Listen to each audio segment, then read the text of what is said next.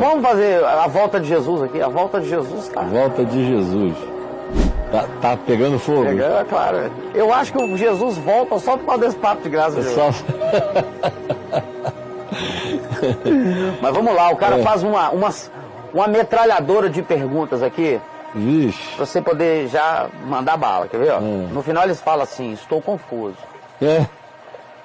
Pergunta logo, porque o tempo é curto. Ô Caio, o que é a volta de Jesus? Ele vai voltar para a Terra? Mas por quê? Por que ele disse que iria voltar? Ou ele vai voltar como simbologia em nossos corações? A volta dele é física, Caio? Podemos afirmar isso? Estou confuso. Sim para tudo. Sim para tudo. Menos com relação ao fato de que a volta dele é apenas uma simbologia nos nossos corações. Aí essa partezinha... Essa não. Não, claro que Jesus já voltou, não é? Ele vive em mim.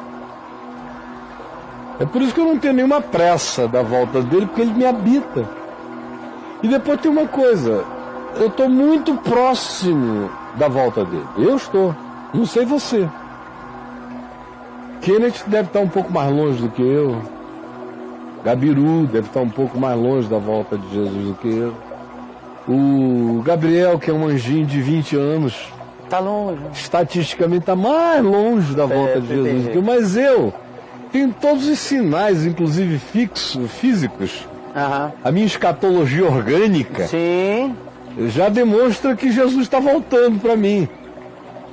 Tem um monte de problema, saúde física. Estou sexy, daqui a pouco estou sept. Não sei se eu chego a octogenário. Será? Octogenário. Tomara. Não sei. Eu sei que eu estou cada vez mais próximo dessa volta de Jesus.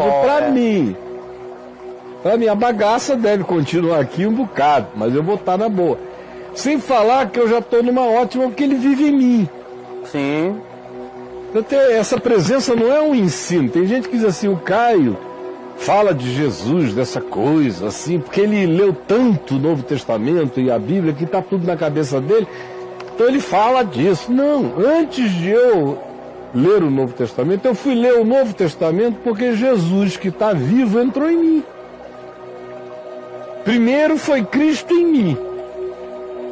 Depois veio a leitura dos registros sobre o ensino de Jesus em mim. Mas o ensino de Jesus não é Jesus. O ensino de Jesus é conforme Jesus. E Jesus é conforme o que ele disse que é o ensino dele.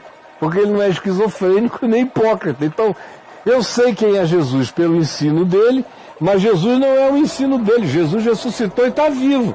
E se manifesta a pessoas que não sabem nada sobre ele, nem sobre o ensino dele. Primeiro foi ele em mim, e ele está em mim.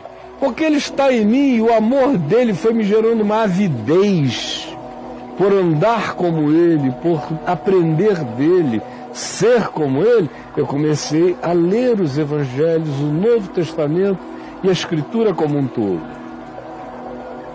Então a presença dele cresce em mim pela compreensão da mente dele, do ensino dele, do caminho dele, do chão dele. Essa presença já me dá uma diferenciação extraordinária existencial em relação a quem existe sem essa presença e sem essa esperança. Isso é um poder, gente. É um negócio, é uma patolada. É uma patolada que não faz de você nenhum super-homem, você é só um ser humano. Mas te dá uma rocha. Te põe o pé num rochedo alto. Você pisa e sente a pegada, que você está pisando na rocha eterna.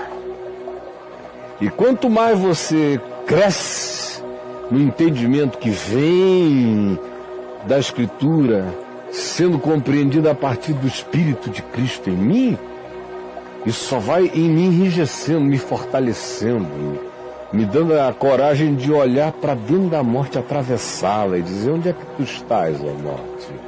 Na tua vitória, no teu aguilhão, na tua pegada, que foi quebrada na ressurreição. Você é um cara que é habitado por aquele que venceu a morte e tem essa convicção dessa habitação, recebeu um poder inigualável no universo. É um poder que o diabo não tem. Não tem. Mas que me habita. Então, a primeira coisa é essa, meu filho. Cristo me habitar na subjetividade também. É por isso que eu espero. É porque ele já me habita. É porque a presença dele em mim me provoca essa certeza de que haverá um dia em que a presente ordem de coisas dará lugar à manifestação concreta, visível e insofismável e eterna do reino de Deus entre os homens. Haverá novo céu e nova terra nos quais habitam justiça. Naquele dia estarão os seus pés pousados sobre o Monte das Oliveiras, que foi de onde ele foi assunto aos céus. E onde os discípulos também lhe perguntaram: Senhor, quando será o tempo em que tu voltarás e restaurarás o reino a Israel? E ele disse: não vos compete conhecer nem tempos nem épocas que o Pai reservou para sua exclusiva autoridade, mas recebereis poder ao descer sobre vós o Espírito Santo, e sereis minhas testemunhas, tanto em Jerusalém como em toda a Judéia e Samaria, até os confins da terra. Ora, estando eles com os olhos fitos em Jesus, postos em Jesus, enquanto Jesus subia, na realidade o texto diz: ditas estas palavras, foi Jesus elevado às alturas diante deles.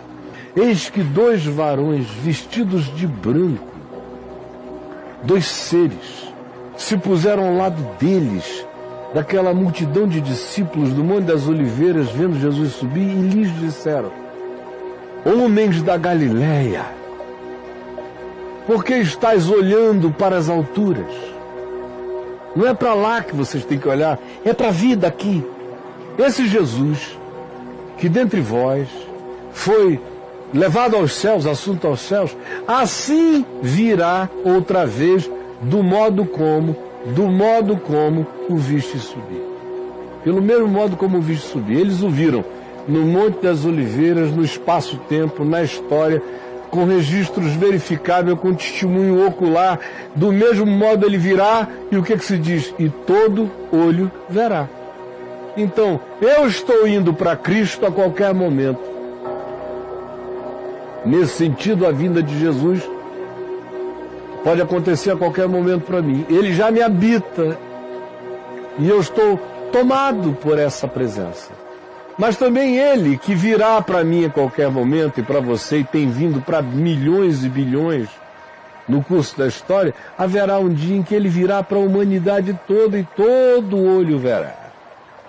Entre aí no portal Caio Fábio e escreva a volta de Jesus, ou volta do Filho do Homem, mas qualquer coisa assim, volta de Jesus, você já vai ver uma quantidade grande de textos lá para você ler.